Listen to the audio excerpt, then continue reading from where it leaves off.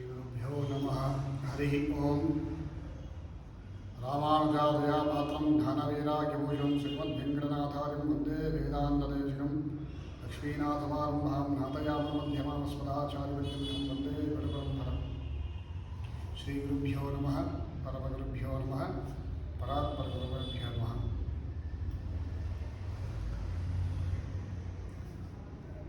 ಈ ಆಷಾಢ ಬಹುಳ ಏಕಾದಶಿ ಬರ್ತಕ್ಕಂಥದ್ದು ಕಾಮದ ಏಕಾದಶಿ ಅಂತ ಹೇಳಿ ಕರೀತಾರೆ.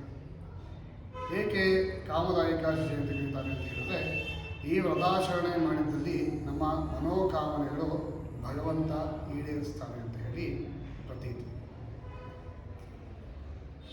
ಹೀಗಿರಬೇಕಾದ್ರೆ ಇದಕ್ಕೆ ಒಂದು ಚಿಕ್ಕದಾಗಿ ಇರತಕ್ಕಂಥ ಒಂದು ಚಿಕ್ಕ ಕಥೆ ಏನಪ್ಪ ಅಂತ ಹೇಳಿದ್ರೆ, ಒಂದು ದಿವಸ ಧರ್ಮರಾಜನು ಶ್ರೀಕೃಷ್ಣನ ಕುರಿತು ಕೇಳ್ತಾನೆ, ಭಗವಂತ, ನೀನು ಶೈಲ ಏಕಾದಶಿ ಬಗ್ಗೆ ಮೊನ್ನೆ ಹೇಳಿದ್ದೆ, ನಾವು ಆಚರಣೆ ಮಾಡಿದ್ದೀವಿ. ಈ ಕಾಮದ ಏಕಾದಶಿ ಬಗ್ಗೆ ನಮಗೆ ಯಾವುದೇ ರೀತಿಯ ಅರಿವಿಲ್ಲ. ಹೀಗಾಗಿ ನೀನು ಇದರ ಉಪಯೋಗಗಳನ್ನು ಅಥವಾ ನಾವು ಅದರ ವ್ರತಾಚರಣೆ ಮಾಡುವ ಮಹತ್ವವನ್ನು ತಿಳಿಸಬೇಕು ಎಂದು ಪ್ರಾರ್ಥಿಸಿಕೊಳ್ತಾರೆ. ಹೀಗಿರಬೇಕಾದ್ರೆ ಶ್ರೀಕೃಷ್ಣರು ಹೇಳ್ತಾರೆ, ಹೀಗೆ ತ್ರಿಲೋಕ ಸಂಚಾರಿ ನಾರದರು ಒಮ್ಮೆ ಬ್ರಹ್ಮಲೋಕಕ್ಕೆ ಹೋಗ್ತಾರೆ. ಬ್ರಹ್ಮಲೋಕಕ್ಕೆ ಹೋಗಿ ಅಲ್ಲಿ ಬ್ರಹ್ಮದೇವರನ್ನು ನಮಸ್ಕರಿಸಿ ಒಂದು ವಿಷಯವನ್ನು ಕೇಳ್ತಾರೆ.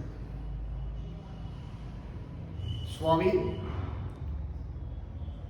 ಆಷಾಢ ಬಹುಳ ಏಕಾದಶಿ ಕಾಮದ ಏಕಾದಶಿಯ ಒಂದು ಮಹತ್ವವನ್ನು ನನಗೆ ತಿಳಿಸಬೇಕು ಎಂದು ಪ್ರಾರ್ಥನೆ ಮಾಡಿಕೊಳ್ತಾರೆ. ಹೀಗಿರ್ಬೇಕಾದ್ರೆ ಬ್ರಹ್ಮದೇವರು ಹೇಳ್ತಾರೆ, ನೋಡಪ್ಪ ಮಗುವೆ, ನಾರದರೆ, ಈ ಕಾಮದ ಏಕಾದಶಿ ವ್ರತಾಚರಣೆ ಮಾಡೋದ್ರಿಂದ ಅವರು ಅಶ್ವಮೇಧ ಯಾಗ ಮಾಡಿದಷ್ಟು ಫಲವನ್ನು ಹೊಂದುತ್ತಾರೆ ಮತ್ತು ಪಾಪಗಳಿಂದ ನಿವೃತ್ತಿಯನ್ನು ಹೊಂದುತ್ತಾರೆ ಅಂತ ಹೇಳ್ತಾರೆ. ಅದಕ್ಕೆ ಒಂದು ಚಿಕ್ಕದಾಗಿರ್ತಕ್ಕಂಥ ಒಂದು ಕಥೆಯನ್ನು ಕೂಡ ಹೇಳ್ತಾರೆ. ಬ್ರಹ್ಮದೇವರು ಕಥೆಯನ್ನು ಪ್ರಾರಂಭ ಮಾಡ್ತಾರೆ. ಧರ್ಮಧ್ವಜ ಎಂಬ ಒಬ್ಬ ರಾಜ ಇರ್ತಾನೆ. ಅವರಿಗೆ ತುಳಸಿ ಎಂಬ ಕನ್ಯೆ ಇರ್ತಾರೆ. ಈ ಕನ್ಯೆಯು ಶೀಘ್ರ ವಿವಾಹಕ್ಕಾಗಿ ಜಪವನ್ನು ಮಾಡಲೇಬೇಕು ಅಂತ ಹೇಳಿ ಒಂದು ಗಂಗಾ ತೀರಕ್ಕೆ ಹೋಗ್ತಾರೆ. ಹೋಗ್ತಿರ್ಬೇಕಾದ್ರೆ ಅಲ್ಲಿ ಗಣೇಶನು ಜಪ ತಪಗಳನ್ನು ಮಾಡ್ತಿರ್ತಾರೆ. ಈ ತುಳಸಿ ಆ ಗಣೇಶನನ್ನು ನೋಡಿ ಮೋಹಿತಳಾಗಿ ಆ ಗಣೇಶನನ್ನು ಒರೆಸಬೇಕೆಂಬ ಹಂಬಲದಿಂದ ಗಣೇಶನ ತಪವನ್ನು ಭಂಗಗೊಳಿಸ್ತಾರೆ. ಭಂಗಗೊಳಿಸಿರ್ಬೇಕಾದ್ರೆ ಅವಾಗ ಗಣೇಶ ಕೇಳ್ತಾರೆ, ಯಾರು ನೀನು ಕನ್ಯೆ ಅಂತ ಕೇಳ್ತಾರೆ. ಕನ್ಯೆ ಇಟ್ಕೊಂಡು, ನಾನು ಧರ್ಮಧ್ವಜನ ಪುತ್ರಿ ಆಗಿರ್ತಕ್ಕಂಥ ತುಳಸಿ ದೇವಿ ಅಂತ ಏನಾಗಬೇಕಾಯಿತು, ನೀನು ಈ ಮಾಡಿರ್ತಕ್ಕಂಥ ಪಾಪ ಎಂಥದ್ದು ಗೊತ್ತಾ ಅಂತ ಕೇಳ್ತಾರೆ. ಇಲ್ಲ ಸ್ವಾಮಿ, ನಾನು ನಿಮ್ಮನ್ನು ಒರೆಸಬೇಕು ಅಂತ ಹೇಳಿ ನಾನು ಸ್ವಇಚ್ಛೆಯಿಂದ ಮೋಹಿತಳಾಗಿದ್ದೇನೆ ಅಂತ ಹೇಳ್ತಾರೆ. ಆಗ ಗಣಪತಿ ಹೇಳ್ತಾರೆ, ನೋಡಮ್ಮ, ಈ ತಪಭಂಗ ಮಾಡೋದ್ರಿಂದ ಸರ್ವ ಪಾಪಗಳು ನಿನಗೆ ಅಂಟ್ಕೊಳ್ತವೆ. ಹಾಗಾಗಿ ನೀನು ಶಾಪಿತಳಾಗಿರ್ತೀಯ ಅಂತ ಹೇಳ್ತಾರೆ. ಸರಿ ಅಂತ ಹೇಳಿ, ಇಲ್ಲ, ನಾನು ನಿನ್ನನ್ನೇ ಮೋಹಿತನಾಗಿ ನಿನ್ನನ್ನೇ ಒರೆಸಬೇಕು ಅಂತ ಹೇಳ್ತಾರೆ ತುಳಸಿದೇವಿ. ಹೇಗಿರ್ಬೇಕಾದ್ರೆ ಗಣೇಶನು ಕೋಪಗೊಂಡು ಅವಳಿಗೆ ಶಾಪವನ್ನು ಇರ್ತಾರೆ. ಏನಂತ ಶಾಪ ಹೇಳ್ತಾರೆ ಅಂದರೆ, ನೀನು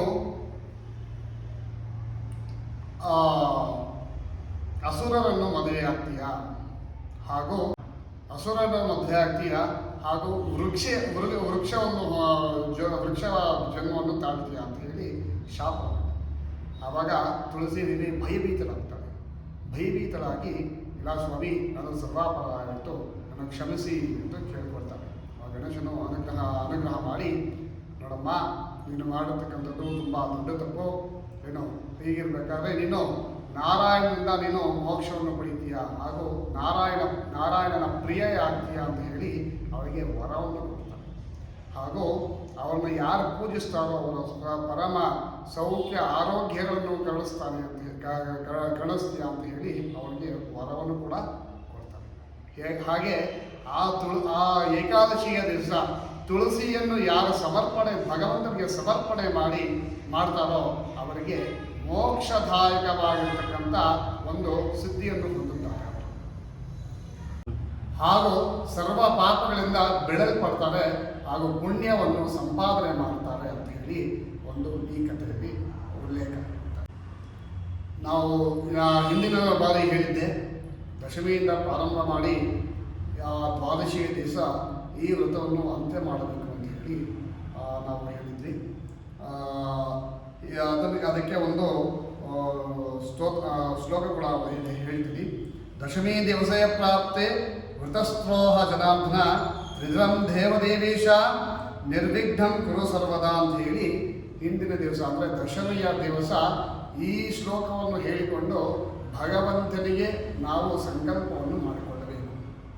ತದನಂತರ ಏಕಾದಶಿಯ ದಿವಸ ಅದ್ಯಶ್ಚ ನಿರಾಹಾರೋ ಭೂತ್ವಾಹಂ ದ್ವಾದಶಿ ದಿನೇ ವಿಧಾಸ್ಯೆ ಪಾರಣಂ ದೇವ ಪ್ರೀತೋ ಭವ ಮಮಾನಿಶಂ ಅಂತ ಹೇಳಿ ಏಕಾದಶಿ ದಿವಸ ವ್ರತಾಚರಣೆ ಮಾಡುವಾಗ ಈ ಸಂಕಲ್ಪವನ್ನು ಮಾಡಬೇಕು ಅಂತ ಹೇಳಿದ್ರೆ, ನಾವು ಮೊದಲನೆಯ ಶ್ಲೋಕದ ಅರ್ಥ ಏನಪ್ಪ ಅಂತ ಹೇಳಿದ್ರೆ, ದಶಮಿ ದಿವಸ ನಾನು ಜನಾರ್ದನಿಗೆ ಏನೋ ಒಂದು ಸಂಕಲ್ಪವನ್ನು ಮಾಡ್ತೇನೆ. ಏನಂತ, ಏಕಾದಶಿಯ ದಿವಸ ನಾನು 3 ದಿವಸಗಳ ಕಾಲ ನಿಷ್ಠೆಯಿಂದ ಶ್ರೀಹರಿಯ ಸೇವೆಯನ್ನು ಮಾಡಿಕೊಂಡು ಇರ್ತೇನೆ ಅಂತ ಹೇಳಿ ಸಂಕಲ್ಪವನ್ನು ಮಾಡಿಕೊಡ್ತಕ್ಕಂಥದ್ದು.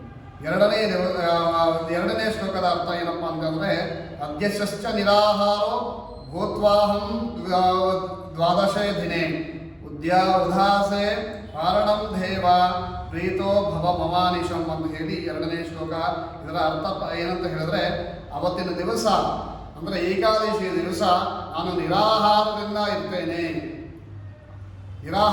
ಇರ್ತೇನೆ ಹಾಗೂ ದ್ವಾದಶಿಯ ದಿವಸ ನಿನಗೆ ಪರಮಾತ್ಮನಿಗೆ ಏನು ನೈವೇದ್ಯ ಮಾಡಿರ್ತಕ್ಕಂಥ ಅನ್ನವನ್ನು ಸ್ವೀಕಾರ ಮಾಡ್ತೇನೆ ಅಂತ ಹೇಳಿ ಆ ಒಂದು ಶ್ಲೋಕದ ಅರ್ಥ.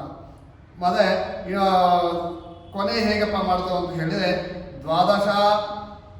ದ್ವಾದಶಾಪ್ಯೇ ಏಕಾದಕ್ಯ ಪವಾಸೇನ ದ್ವಾದಶೇ ಪಾರಣಾನಿ ಚ ಯದಾರ್ಚಿತಂ ಮಯಾ ಪುಣ್ಯಂ ತೇನ ಪ್ರೇಣಾದು ಕೇಶವ ಅಂತ ಹೇಳಿ ಈ ವ್ರತವನ್ನು ಕೊನೆಗೊಳಿಸಬೇಕಾಗುತ್ತೆ. ಅಂದರೆ ನಾವು ಏಕಾದಶಿ ದಿವಸ ಉಪವಾಸ ಬಿದ್ದು ಮಾರನೇ ದಿವಸ ದ್ವಾದಶಿ ದಿವಸ ಪಾಲನೆ ಮಾಡಿ, ಅಂದರೆ ದೇವರಿಗೆ ನಿವೇದಿಸತಕ್ಕಂಥ ಆಹಾರವನ್ನು ನಾವು ಸ್ವೀಕಾರ ಮಾಡಿ ಹಾಗೂ ಪುಣ್ಯ ಏನು ಸಂಪಾದನೆ ಮಾಡಿದ್ದೇವೋ ಅದನ್ನು ಪರಮಾತ್ಮನಿಗೆ ಸಮರ್ಪಣೆ ಮಾಡಿ ಅಂತ ಹೇಳಿ ಶ್ರೀ ಕೃಷ್ಣಾರ್ಪಣ ಮಂತ್ರ ಅಂತ ಹೇಳಿ ಆ ವ್ರತವನ್ನು ಅಂತಿಮ